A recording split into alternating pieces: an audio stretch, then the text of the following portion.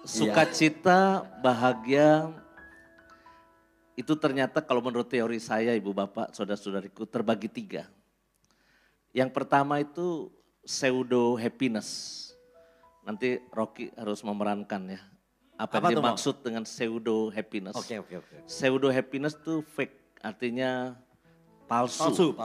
Ya. Kebahagiaan yang palsu. Jagonya saya. Ya, suatu hari teman saya, ini cuma nama samaran ya. Namanya inisialnya RP. Ya. Itu. Inisialnya RP. Padamu dikasih instrumen dong sedikit. Kayak drama yang mencemaskan gitu. Pada suatu hari teman saya RP ini sedang Instrumen orang jahat. Sedang nge-MC di sebuah pesta. Dia begitu bersemangat.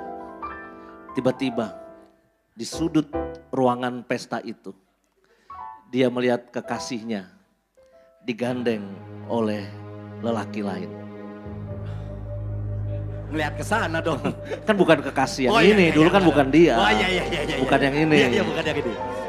Rocky sedang berjuang keras mencari rejeki, tetapi ternyata kekasihnya digandeng sama orang lain. Lalu dia kosong tatapannya. Saya ngeliat cowok lagi mau. Lalu dia mulai kehilangan kesadaran.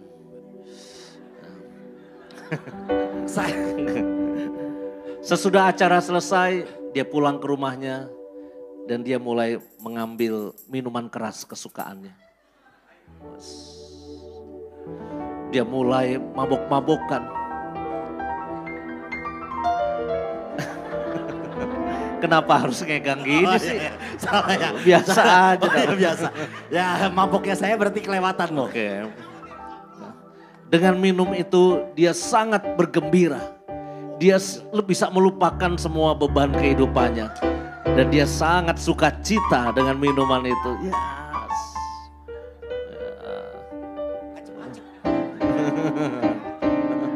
Pemain musiknya lagi nggak di sini.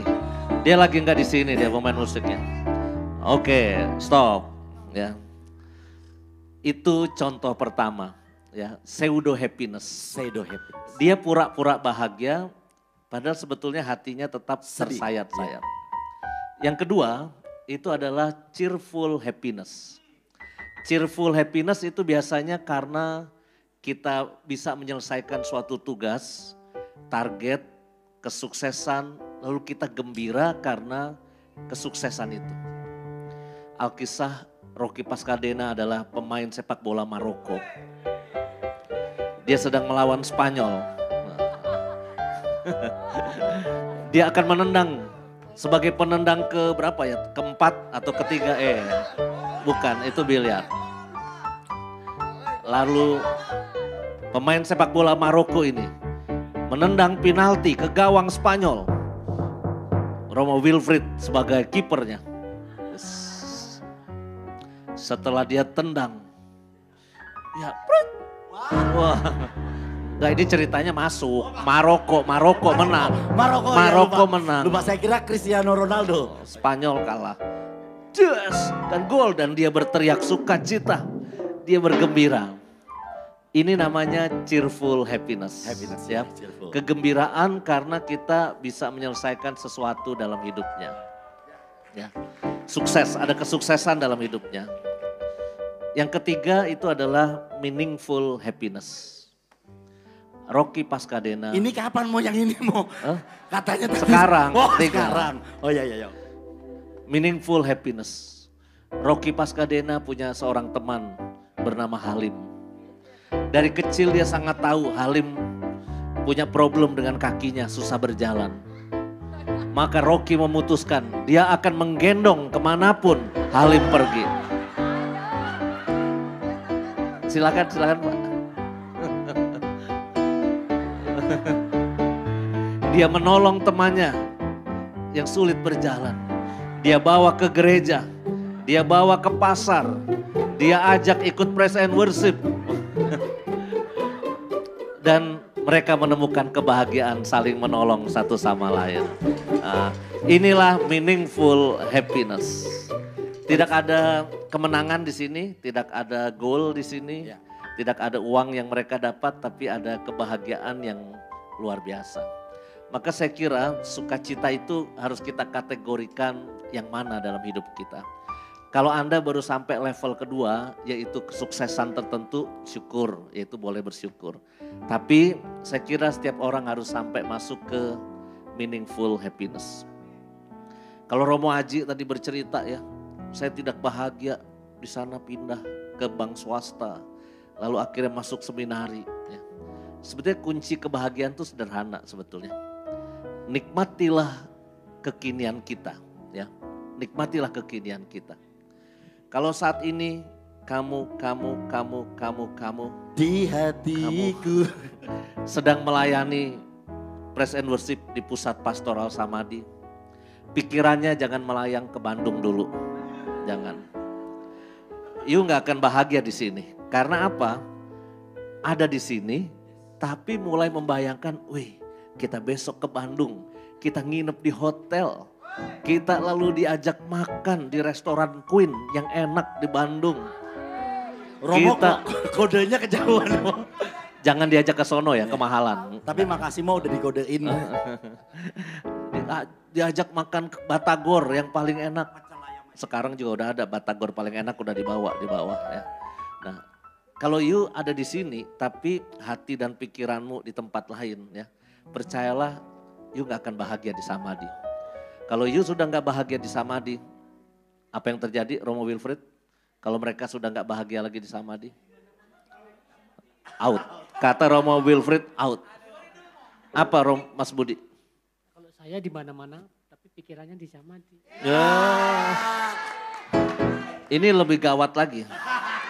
Karena dia nggak ada di Samadhi sebetulnya. Kan dia ada di mana-mana terus. Tapi nggak ada di Samadhi. Ya. Kalau kita umurnya sekarang sudah 50-an lebih ya. Jangan pernah lalu kita membayangkan kita sehat, kuat, hebat. Pengen lagi seperti dulu kita umur 20 ya. Oma-oma yang ada di sini naik ke auditorium ini pasti jalan pelan-pelan naik ke tangga ya. Aduh, oma jatuh.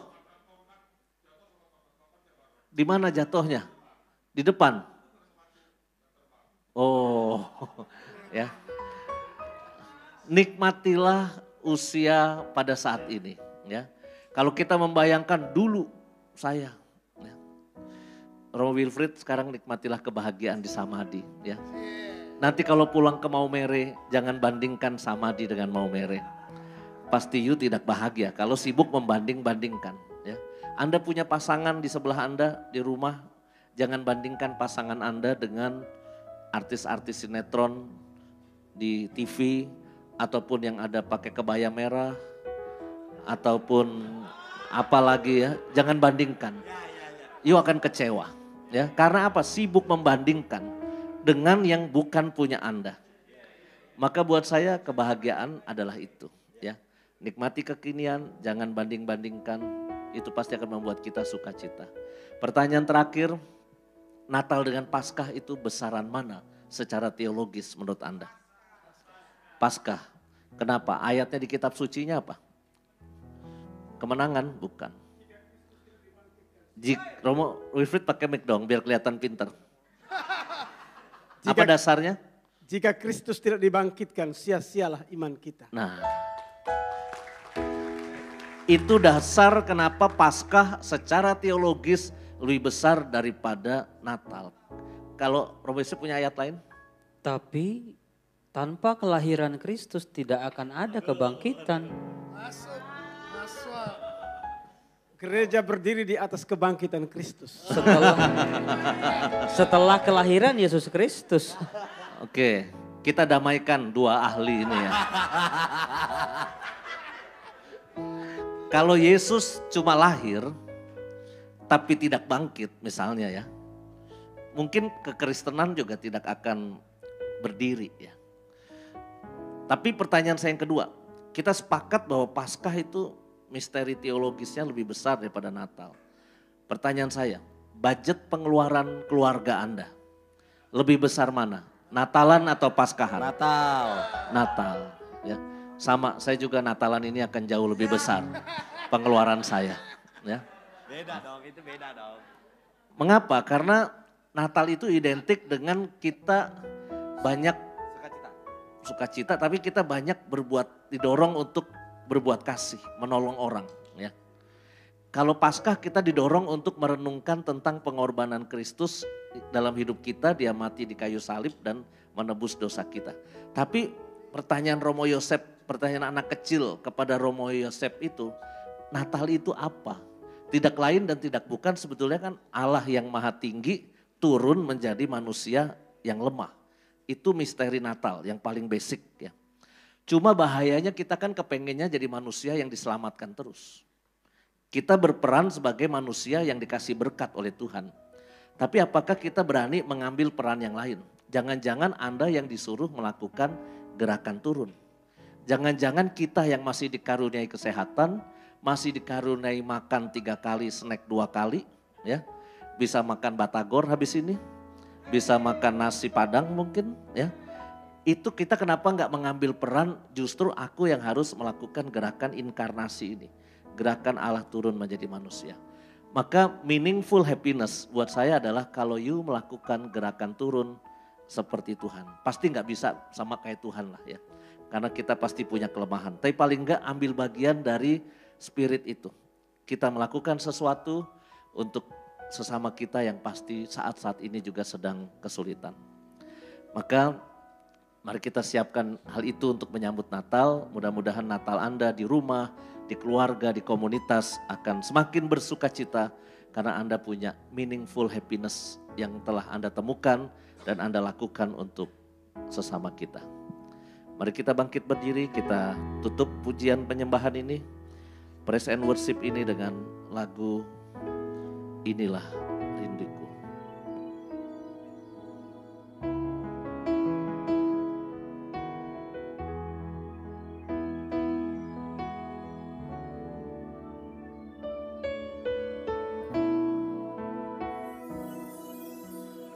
Inilah rinduku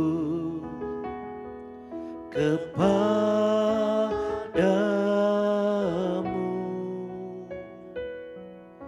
segenap hatiku menyembahmu.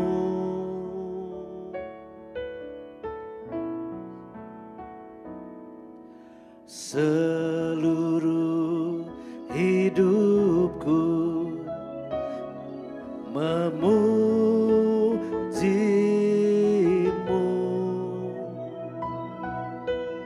ku menyembahmu ya Allahku.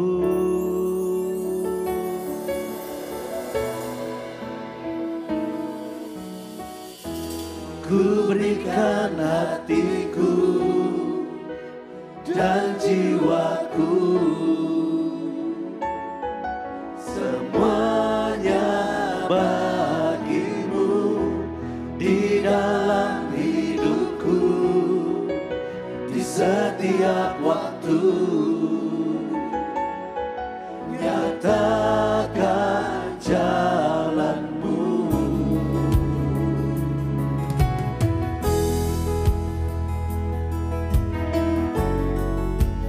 Mari kita berikan persembahan kita, pujian kita kepada Tuhan. This is my desire to honor you,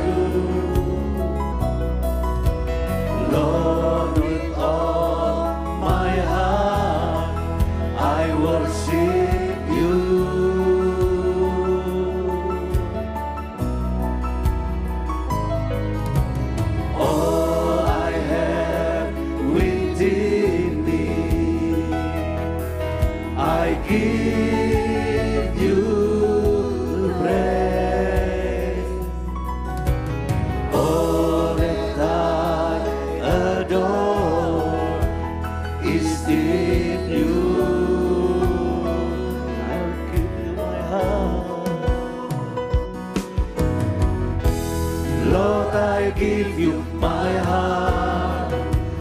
give you my soul. I live for you alone. Every breath that I take, every moment I'm awake. Lord, have your way in me. Lord, I give you my heart. I give you my soul. I live for you alone. Every breath that I take, every moment I'm awake. Lord, have your way in me. Lord, have your way in me. Lord, have your way in me. Sebab Kau yang layak kami puji, kami sembah. Layak dipuji, disembah. Kaulah yang bertata dulu, sekarang, dan selamanya. Raja atas segala raja, namamu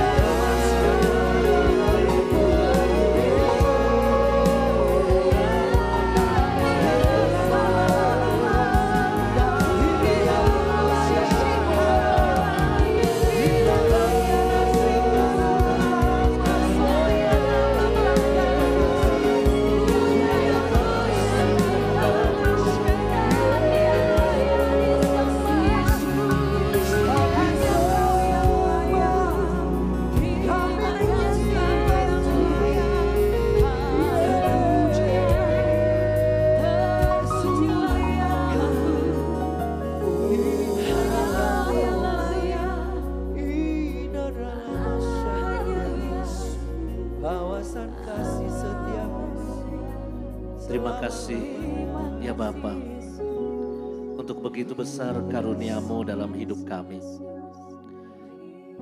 Kami diajak melalui misteri Natal ini berani melakukan gerakan turun, mengasihi sesama kami yang sedang mengalami kesulitan, sedang sakit, sedang susah hidupnya.